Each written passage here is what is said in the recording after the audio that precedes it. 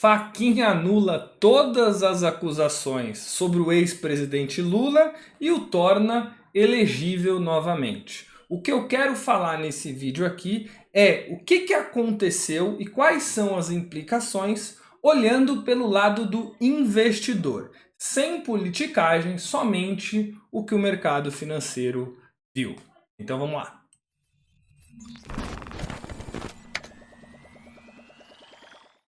Beleza, antes de mais nada a gente precisa entender o que de fato aconteceu. O que aconteceu foi que o Fachin ele anulou todas as condenações feitas pelo Moro.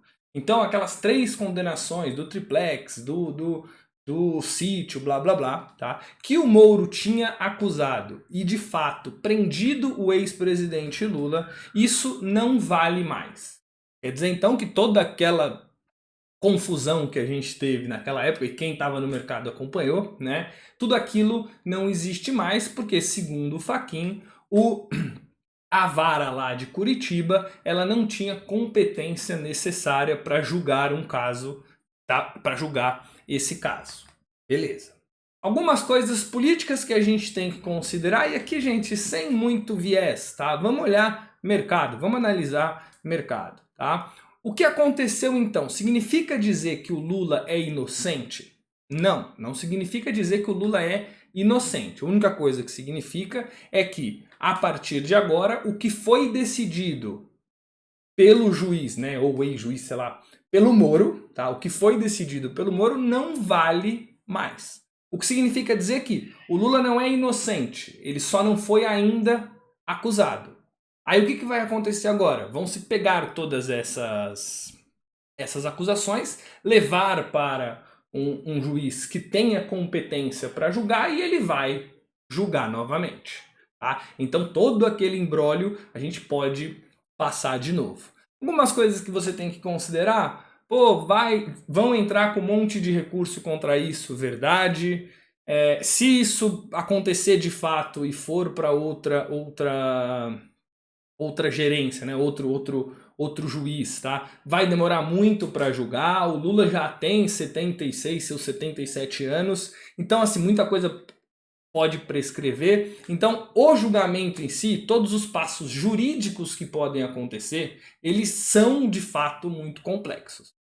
O que é importante para o mercado financeiro? Que a partir de agora o Lula se torna elegível. Ou seja, ele pode concorrer à presidência em 2022. E é esse o ponto.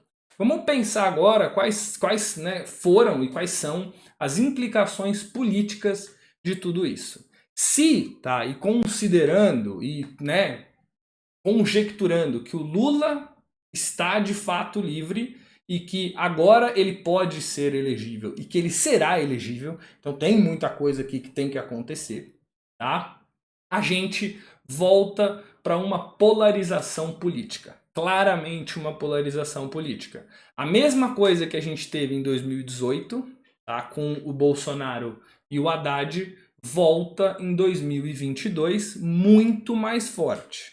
Por quê? Porque o Haddad tem a sua força política, o Lula tem uma força política muito maior do que a do Haddad. O Bolsonaro em 2018 tinha uma força política, hoje ele tem de fato como presidente atual uma força política muito mais forte. Então significa dizer que um entrave entre Bolsonaro e Lula é algo hoje que a polarização política fica muito difícil. Tá? Fica muito complicada, fica muito incerto. Eu até ouvi dizer, né, que uma eleição entre Lula e Bolsonaro, a gente estaria fazendo uma enquete para ver quem é o menos odiado. Né? Eu odeio mais o Bolsonaro, eu voto no Lula. Eu odeio mais o Lula, eu voto no Bolsonaro. A questão é que, politicamente falando, o que acontece é isso. O que antes desse fato era uma eleição fácil de ir para o segundo turno contra o Bolsonaro, hoje se torna uma eleição muito difícil de ir para o segundo turno se você não for o Lula, tá? E muito polarizada. Tá? Isso é bom para o Bolsonaro e é bom para o Lula? Na minha visão, sim. O que aconteceu é bom para o Bolsonaro, porque o Lula ele é exatamente o que o Bolsonaro briga. né? Ele é tudo que é contra o Lula e o Lula é tudo que é contra o Bolsonaro. Então, para os dois, acaba ficando uma situação boa, porque eles vão de fato concorrer sozinhos, tá? E vai ser uma coisa bem pesada. Beleza? Então essas foram as implicações políticas do que aconteceu. Agora a gente precisa pensar uma outra coisa. Por que que o mercado reagiu dessa forma? Que é o que vale aqui para essa discussão. De novo, eu vou grifar, tá? Eu vou repetir, tá? A análise que é feita aqui nesse canal, e por mim, se você me conhece, tá? Ela é uma análise econômica, não uma análise política, se isso é certo, se isso é errado, se é Bolsonaro, se é Lula, tá? É uma única coisa. O que que o mercado enxerga? Porque no final das contas o preço vem do mercado, tá? Então o que que aconteceu? A primeira coisa, e isso é uma pergunta engraçada, né? Quando saiu a notícia, era 3 horas, 2h59 o mercado estava de um jeito, 3h01 o mercado estava despencando 4%. Muita gente fala assim, nossa, mas o mercado é muito rápido, né? Ele já, em 1 minuto, ele conseguiu entender todas as implicações, fazer todas as precificações e de fato precifica. Não, não. O mercado ele reage nesse momento de curtíssimo prazo, de verdade, ele reage no medo e no desespero.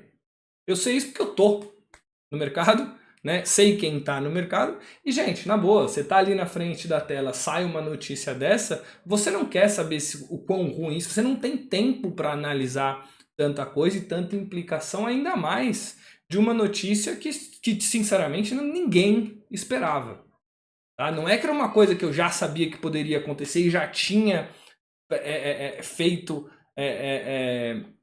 análises anteriores e eu só queria saber o resultado. Não, o negócio veio de uma hora para outra, o mercado viu que aquilo de fato bom não era, agora quão ruim, não sei, e afundou o mercado. Então num primeiro momento, tá? Num primeiro momento o que acontece é sim o mercado com medo, é sim o mercado meio receoso com o que pode acontecer. Tá? Agora, num segundo ponto, o que, que a gente tem que entender? Por que, que existe exatamente esse medo, esse desespero tão grande? Tá? O que, que a gente tem que entender é o seguinte, tá, gente? A palavra mais cara que existe no mercado, e isso é fato, é previsibilidade. Tá? Quanto mais previsível for um mercado, pro mercado financeiro, melhor. Tá? É óbvio que a questão do risco, quando eu tenho pouca previsibilidade, ele aumenta muito e o mercado fica receoso, a volatilidade do mercado aumenta. Tá? Essa palavra previsibilidade ela é extremamente cara. Então, o que, que a gente precisa entender? É que quando uma notícia dessa sai, não é que a gente, né, ou quem está lá no mercado, lá na frente da tela, tá? Não é que o cara raciocinou e fez todas as análises. Ele só sabe que agora a previsibilidade é um pouco menor. E por essa previsibilidade ser menor, ele já tenta ajustar antes que todo mundo. Tá bom?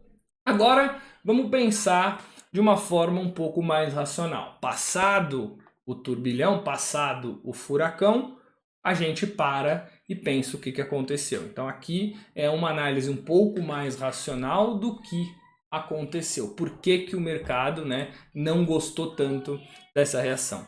A primeira coisa que você tem que entender é que antes do Lula, tá, você tinha a direita com o Bolsonaro, né, ou a extrema direita, mas a direita com o Bolsonaro, tá? Você tinha uma esquerda enfraquecida e você tinha um centro grandão.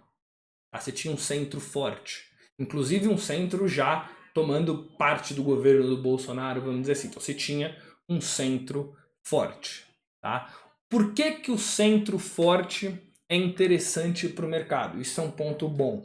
Tá? Porque o mercado ele não quer saber se o político é de esquerda, de direita, de centro, de lado ou de outro.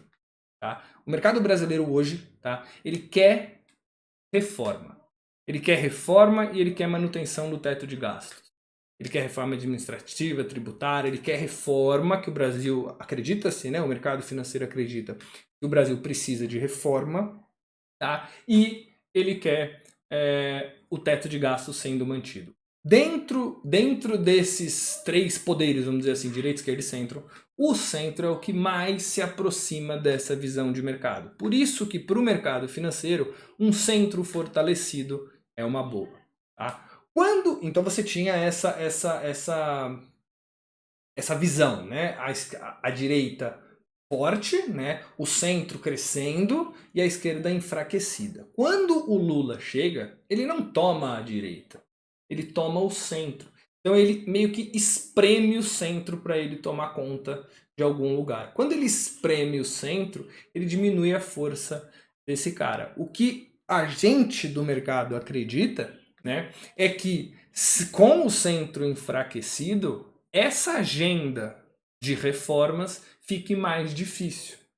Tá? Se você perceber, só a questão do lockdown, só a questão da PEC emergencial agora, já deu uma atrasada nessas reformas. Né? O agravamento do Covid e tudo mais deu uma atrasada nas reformas. Uma polarização em 2022 pode atrasar mais ainda. Então, para o mercado, isso é muito ruim. Tá? Então, o enfraquecimento do centro é algo que realmente preocupa o mercado e essa polarização política também. Tá? Outra coisa, e aí já é uma segunda análise bem difícil de ser feita, tá? Mas que está sendo feita, é o Bolsonaro, ele vai manter a agenda dele que ele está fazendo até agora ou ele vai se tornar mais populista? Aqui é uma questão importante. Como assim, Marcelo? Você está falando que o Bolsonaro é populista ou você está falando que ele não é populista, que ele é super bom? Tá? Nenhum nem outro. A minha questão é que com um adversário como Lula, qual vai ser a resposta do Bolsonaro a isso? Ele pode começar a ser mais populista, ser mais ativo no Nordeste, por exemplo, para que ele não perca o Nordeste. Se ele fizer isso, o que significa governo ativo? Significa governo que gasta. Governo que gasta não é bom para o mercado. Tá? Então, a pergunta também que fica, talvez uma segunda pergunta é: esse fato muda o jeito que o Bolsonaro encara as coisas? É uma outra coisa. Agora, tem um terceiro ponto, tá? E esse aqui eu não vi ainda, mas é um ponto importante. É contra qual Lula o Bolsonaro vai, né, se vai disputar. Tá? Isso tudo, gente, considerando que o Lula, né, vai se eleger, blá blá blá, né? Mas contra qual Lula? Vai ser contra o Lula de pré-2002 ou o Lula 2010? Vai ser o Lula 90, né? Depois de tudo que aconteceu, depois de todo esse episódio que deve ter sido difícil, né? Acredito eu, se fosse para mim, pelo menos seria. Qual Lula que vai vir? Vai vir o Lula bonzinho, mercado financeiro, amigo dos bancos, ou vai vir o Lula... Isso também é uma coisa, tá? Isso é um pensamento bem mais na frente, mas é algo que a gente tem que pensar, tá bom? Então essa foi a minha análise do que aconteceu, tá, com a decisão do Fachin. O que pode acontecer? Ainda é muito cedo para falar, ainda falta muita coisa. Eu acho que precificar o mercado olhando para o que pode acontecer ainda é muito difícil. Tá? Se o mercado exagerou ou não, também é algo bem complicado de falar nesse momento, porque a gente não sabe o que vai acontecer e muita coisa pode rolar. A única coisa que a gente sabe é que a volatilidade vai aumentar. Bom, gente, por esse vídeo era isso que eu queria falar. Se você gostou do vídeo, deixa seu like, se inscreve no canal e, mais importante, compartilhe com os seus amiguinhos, porque isso ajuda o canal demais. Beleza? Então, muito obrigado e até a próxima.